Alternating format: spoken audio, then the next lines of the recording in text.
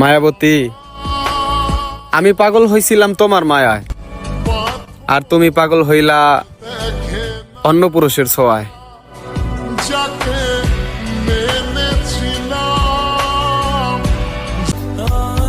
যার মায়া একবার হৃদয় ছুঁয়ে যায় তারে কি কখনো বলা যায়?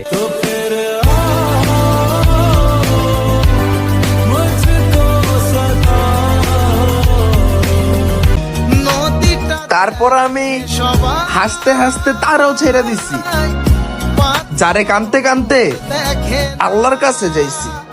যাকে মেনেছিলাম জীবনে, হারাইতে দিও না আমারে, কারণ আমি যদি হারায় যাই